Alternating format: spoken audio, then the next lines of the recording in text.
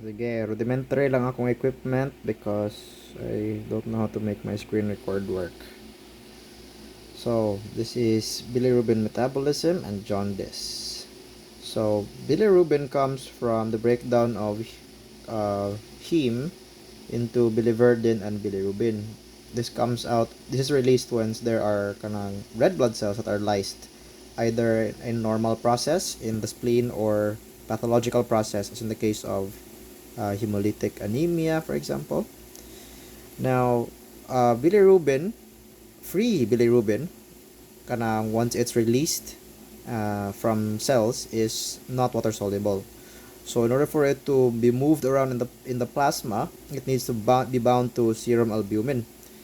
Now, albumin is a carrier protein that eventually the bilirubin albumin complex makes it into the liver, and then it gets released as unconjugated bilirubin rayapon siya. So the unconjugated bilirubin now goes into the space of these from the sinusoids, and from the space of these it goes into the basolateral membrane of your hepatocyte, and then it gets conjugated in the hepatocyte and released in the apical membrane of the hepatocyte through the multi-drug resistant protein 2, MRP2, and at this point conjugated bilirubin na siya. So the conjugated bilirubin gets released into the bile canaliculi, bile ductule, and eventually goes through the bile duct. Ako lang ni-move ang arrow be. There. So bile canaliculi, bile ductule, bile duct. If you remember this, it goes to the biliary tract and into the cystic duct, stored in the gallbladder, out of the cystic duct, tapos through the common bile duct, ito reaches ampulla of Vater as it gets excreted into the duodenum. So continue na siya dere. So your conjugated bilirubin gets excreted into the gut. Now, once it's inside the gut, bacterial action turns your conjugated bilirubin into urobilinogen. Now, what happens to your urobilinogen is either it can stay in the gut and some of it gets turned into stercobilinogen, which is responsible for the coloration of your poop.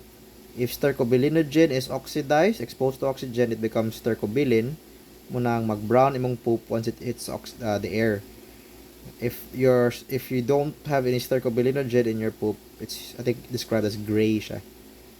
So once bacterial action turns your conjugated bilirubin to urobilinogen, urobilinogen can be resorbed in the blood.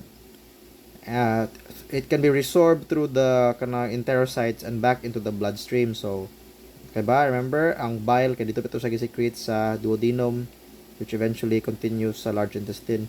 So ma-resorb ni siya. And once it gets resorbed, diba, where does blood go, where does nutrients go after they're resorbed in the gut? They're going to the portal circulation. So portal vein, first stop niya sa liver, and eventually goes through the hepatic vein and then into circulation. Eventually mabot sa kidneys.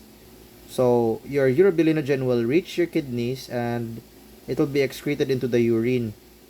Tapos if your urobilinogen in the urine is oxidized, it turns into urobilin, which gives the urine the yellowish coloration. Yeah. Okay, so that's the basic metabolic path of your bilirubin.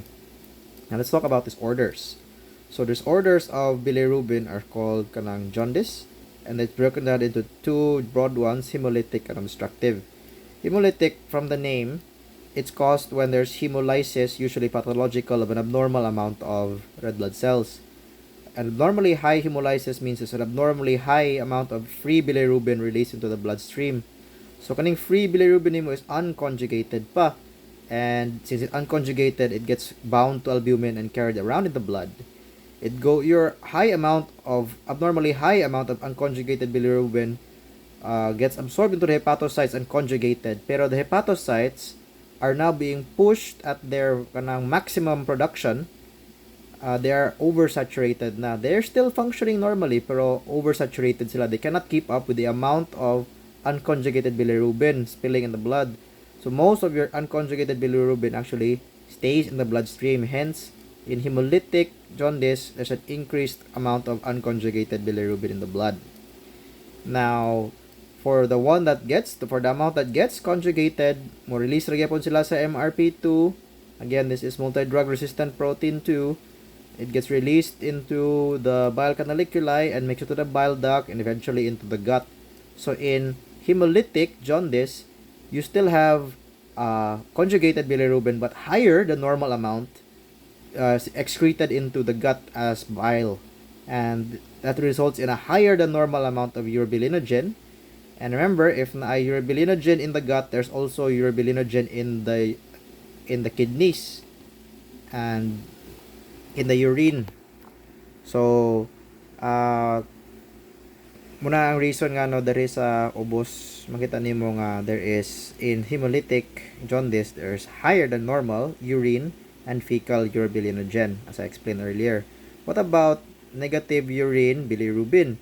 Your negative urine bilirubin comes from the fact nga the only your ang nasa ibang bloodstream biha kay unconjugated bilirubin.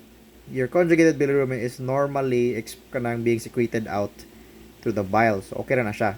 Unconjugated ang problem. There's too much of this in the blood. Now, unconjugated bilirubin is bound to albumin, carrier protein. And remember, albumin is not normally filtered out in the kidneys because it's too large. And bilirubin albumin complex is even larger. So no chance gid ni siya nga ang unconjugated bilirubin nimo maapil sa urine. Hence, there is negative urine bilirubin because there's no unconjugated bilirubin found in your urine. Wala siya di man ma-filter out ang unconjugated bilirubin attached to albumin into the urine. Hence, negative. Okay, so that's hemolytic anemia. Hemolytic jaundice. In the case of obstructive jaundice, your problem comes from the fact that there is a pathological obstruction of your bile ducts or your cystic duct, or basta ang point is dili makagawas ang conjugated bilirubin that you store in the gallbladder.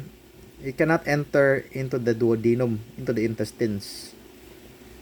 So what happens is your body keeps making conjugated bilirubin, dili niya ma-eliminate ang conjugated bilirubin to the point nga mag-backflow siya from the gallbladder to the bile duct, to the ductule, to the canaliculi, and it backflows out of the hepatocytes and into the sinusoids. So you have conjugated bilirubin backflowing out into the hepatocyte, into the sinusoidal blood. That is the reason why in obstructive, you have high increase in conjugated bilirubin. So, conjugated bilirubin doesn't need to be bound to albumin to be present in a blood because it's water soluble. So, high amount of water soluble conjugated bilirubin floating around in your blood.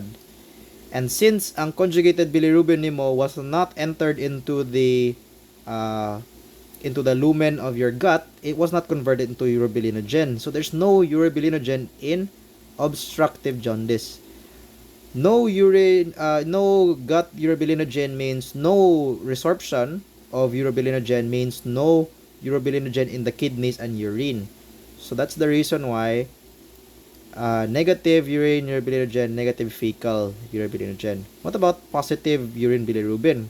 Compare nimo sa hemolytic na negative. In obstructive jaundice, what is in the blood? It's conjugated bilirubin, not unconjugated. And conjugated bilirubin is water soluble without needing to attach to albumin. So, it's small enough and ang charge niya kay compatible to be able to be filtered out into the kidneys and into the urine. So, in obstructive jaundice, you have conjugated bilirubin in your urine. Hence, kanang positive urine bilirubin. So, mga siya.